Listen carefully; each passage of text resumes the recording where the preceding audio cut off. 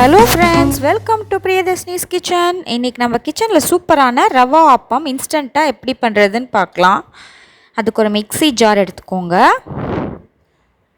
அதில் 1 கப் அளவுக்கு ரவை எடுத்திருக்கேன். நான் வறுக்காத ரவை தான் எடுத்திருக்கேன். இப்போது இந்த ரவையோட நம்ம ஒரு 1/2 கப் அளவுக்கு அரிசி மாவு ஆட் பண்ணிக்கலாம். அரிசி மாவு 1/2 கப் ஆட் பண்ணியாச்சு. இப்போது இந்த மிக்சருக்கு தேவையான அளவு சால்ட் ஆட் பண்ணிக்கலாம். அப்புறம் 1 ஸ்பூன் அளவுக்கு சுகர் ஆட் பண்ணுறேன். இப்போது இதை நம்ம ஃபஸ்ட்டு நல்லா அரைச்சிட்டு வந்துடலாம். நைஸாக நல்லா அரைச்சிக்கணும். ரவையாலாம் இருக்கக்கூடாது. அந்த ரவை, அதுக்கப்புறம் அரிசி மாவு எல்லாமே நல்லா மிக்ஸ் ஆகி நல்லா அரைப்பட்டிருக்கணும். இப்போது இது கூட நம்ம 1 கப் அளவுக்கு தயிர் ஆட் பண்ணிக்கலாம். தயிர் கப்லேயே அலம்பிட்டு 1 கப் அளவுக்கு தண்ணியும் அதுலேயே ஆட் பண்ணிக்கலாம். இப்போ இது எல்லாத்தையுமே சேர்த்து நல்லா நம்ம தோசை மாவு கன்சிஸ்டன்சி வர அளவுக்கு நல்லா அரைச்சிக்கலாம்.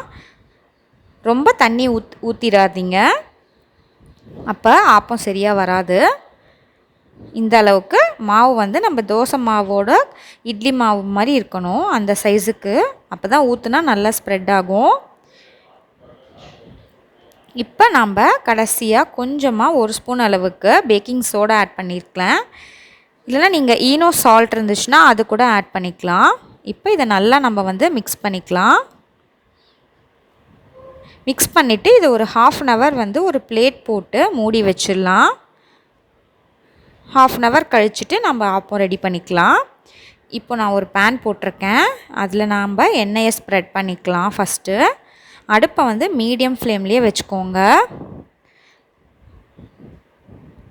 இப்போ நம்ம ஆப்பம் பேட்டர் எடுத்து கொஞ்சமாக நடுவில் ஆட் பண்ணிக்கலாம். ரொம்ப ஸ்ப்ரெட் பண்ண வேண்டாம். ஊத்தப்பம் மாதிரி இருந்தால் தான் நம்மளோட ஆப்பம் வந்து நல்லா சூப்பராக டேஸ்ட்டாக சாஃப்டாக இருக்கும்.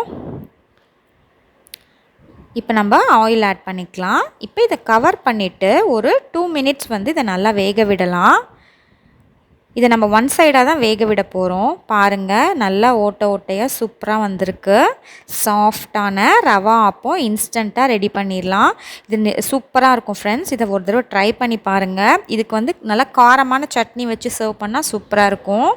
தக்காளி சட்னி, அதுக்கப்புறம் கடலை சட்னி, அது மாதிரி வச்சு சர்வ் பண்ணால் சூப்பராக இருக்கும் ஃப்ரெண்ட்ஸ். இதை ட்ரை பண்ணி பார்த்துட்டு உங்களோட கமெண்ட்ஸை ஷேர் பண்ணுங்கள். தேங்க்யூ.